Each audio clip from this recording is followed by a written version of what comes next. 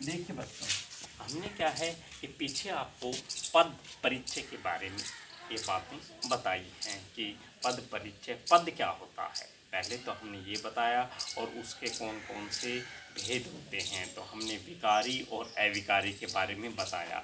अब हम कहेंगे पद परिचय किसे कहते हैं। तो पद परिचय उन्हें कहते हैं जो पद वाक्य में प्रयुक्त होते हैं और व्याकरण के नियमों के अनुसार उनका क्या है कि परिचय देना ही पद परिचय कहलाता है। इसका हम कहेंगे जो दूसरा नाम होता है, हम इनको पद विन्यास या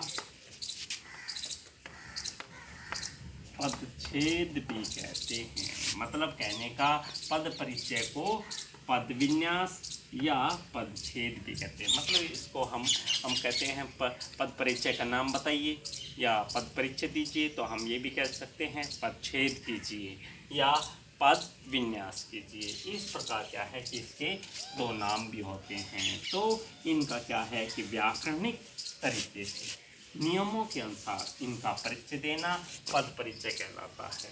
अब हम सबसे पहले क्या है कि संज्ञा का पद परिचय। अब देखो ध्यान से कि कोई भी शब्द है उसका आप क्या है, जैसे राम है तो राम क्या है, संज्ञा है।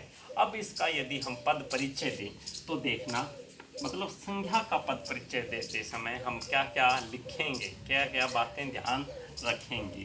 तो हम सबसे पहले संज्ञा लिखेंगे। ठीक, अब जैसे कि संज्ञा लिखा, अब हम क्या हैं कि इसके भेदों के नाम लिखेंगे। जैसे कि कोई भी है, जैसे शुरू में व्यक्तिवाचक,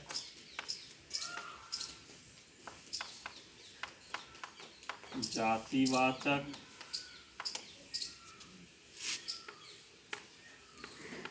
भाववाचक,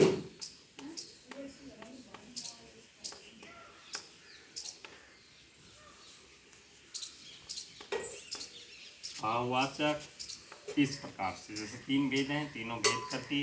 अब हम इसका क्या है कि वचन लिखेंगे। वचन, अब वचन के बाद लिंग लिखेंगे, लिंग, फिर हम कारक लिखेंगे। अब कारक और ये हो गया, बाद में इसका संबंध लिखते हैं। अब ये बातें लिख के क्या है कि हमारा जो क्या है संज्ञा का पद परिचय समाप्त होता है। अब थोड़ा सा मैं इसको डिटेल में देता हूँ आपको। जैसे कि हमने राम का ही लिखा पद परिचय, भाई राम का पद परिचय दीजिए। तो राम का पद परिचय देने से भाई संज्ञा है ये। अच्छा, फिर क्या है कि भाई क्या है, व्यक्तिवाचक है, व्यक्तिवाचक दे दिया। अब हम कहेंगे कि वचन में आते हैं, तो भाई एक वचन है, एक वचन लिख दिया। अब लिंग, लिंग क्या है, पुल्लिंग है, पुल्लिंग कर दिया। अब कारक आता है, तो कर्ता कारक, कर्ता कारक दे दिया। अब आता है संबंध। संबंध देखो, जैसे कि भाई राम दिल्ली जा रहा है, ऐसे वाक्य आएगा आपके पेपर में। तो राम दिल्ली जा रहा है तो वाक्य आएगा, तो देखिए तो राम दिल्ली जा रहा है तो दिल्ली से संबंध इसका, ठीक है ना। इस प्रकार क्या है, दिल्ली से संबंध, मतलब दिल्ली जाने संबंध है इसका। अब ये क्या है कि आपका एक नंबर बन गया है, ये देखिए। छोटी सी बात और याद आपको दिलाता हूँ, जैसे जातिवाचक है, जैसे कोई भी लगा लीजिए, सब्जी है तो सब्जी जातिवाचक होगी। तो अब जातिवाचक लिख दिया आपने, तो इसमें आप क्या है कि क्या लिखोगे, समूहवाचक और जोड़ दोगे, ठीक है ना। क्योंकि सब्जी में क्या है कि अनेकों सब्जियां आ गई। मतलब क्या है, कहने का तात्पर्य ये है कि जातिवाचक के भेद जो दो हैं वो भी आपको इसमें लिखने हैं। यदि आपने क्या है कि देखिए कि भाई ये संज्ञा, व्यक्तिवाचक, एकवचन और पुल्लिंग। अब आपने क्या है कि जैसे कारक है, कारक आपने लिख दिया यहाँ, मतलब व्यक्तिवाचक इसके भेद के बाद, तो क्या है कि गलत हो जाएगा, ठीक है ना। तो क्यों? क्योंकि क्या है कि ये नंबर वाइज है। आपने कहीं भी क्या है किसी भी कोटि में, किसी भी व्याकरण में देखा होगा कि हम जब क्या है कि पढ़ते हैं, शुरू करते हैं, संज्ञा आती है, संज्ञा के बाद सीधा सर्वनाम नहीं आता है। देखा होगा आपने उसमें व्याकरण में, क्योंकि संज्ञा के बाद क्या है कि वचन, लिंग और क्या है कारक आता है। फिर कारक के बाद क्या है कि आपका सर्वनाम शुरू होता है। इस प्रकार क्या है कि ये व्याकरण इस तरीके से चलता है।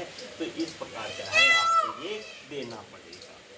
तो इस प्रकार आपका संज्ञा का पूरा होता है। देखिए सर्वनाम। अब दूसरा आता है सर्वनाम। सर्वनाम में क्या बताया गया है? सर्वनाम में आपका कोई भी है तो सबसे पहले आप क्या है कि सर्वनाम लिखेंगे यहाँ, फिर इसके भेदों के नाम जो भी हैं, भाई मैं इसे कोष्टक में लिखता हूँ परंतु आपको कोष्टक में नहीं लिखना है। और सुवाचक,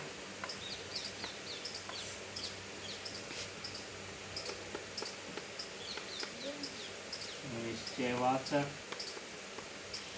अनिश्चय, निश्चयवाचक, प्रश्नवाचक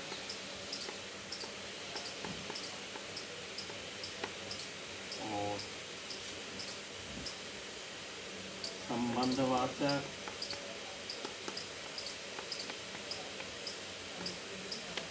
और निजवाचक। ये क्या है कि इसके 6 भेद हो गए। और फिर आता है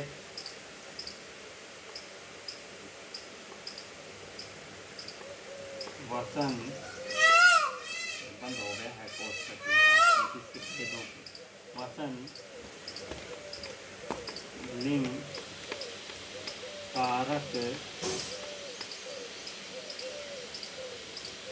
और क्या है कि क्रिया के साथ संबंध,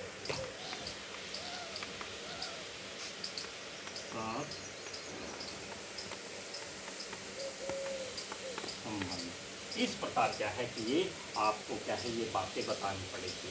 ध्यान रखना हमेशा पुरुषवाचक जो होते हैं इसके 3 भेद होते हैं।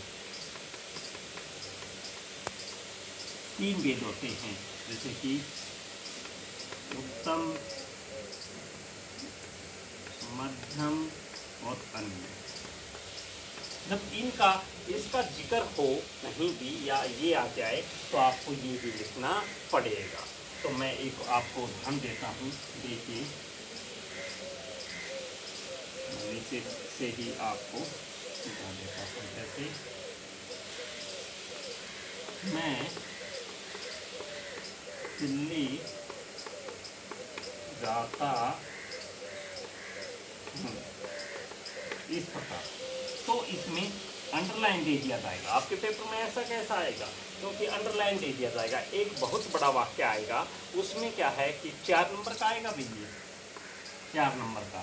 तो उसमें क्या है कि उस वाक्य में जैसे कि भाई मैं पे कर दिया, दिल्ली पे कर दिया, हूँ पे कर दिया, आगे और वाक्य बड़ा कर दिया जाएगा तो उस पर अंडरलाइन दे दिया जाएगा और इसके पद परिचय छाड़ दीजिए। तो मैं इसमें मैं का आपको पद परिचय देता हूँ।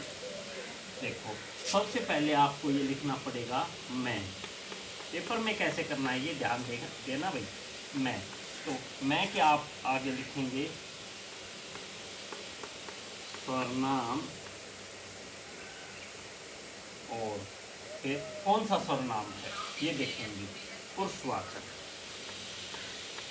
पुरुषवाचक। अब इसके भेद में जाएंगे क्योंकि इसके तो भेद होते हैं। भेद में जाएंगे कौन सा? उत्तम पुरुष, उत्तम पुरुष। अब उत्तम पुरुष के बाद आप क्या हैं कि किस में आएंगे? वचन में। मैं एक वचन है तो एक वचन कर सकते, एक वचन। अब लिंग कौन सा है, मैं दिल्ली जाता हूँ, तो क्रिया से पता चला कि ये क्या है, क्योंकि क्रिया ही बताएगी आपको कि क्या है ये। तो क्रिया बताती है यदि मैं दिल्ली जाती हूँ तो क्या होगा, लिंग स्त्रीलिंग। परंतु यहाँ क्या है, मैं दिल्ली जाता हूँ, तो ये क्या होगा, पुल्लिंग बन जाएगा, पुल्लिंग। अब आता है पुल्लिंग के बाद कारक, कारक है कर्ता, कर्ता कारक।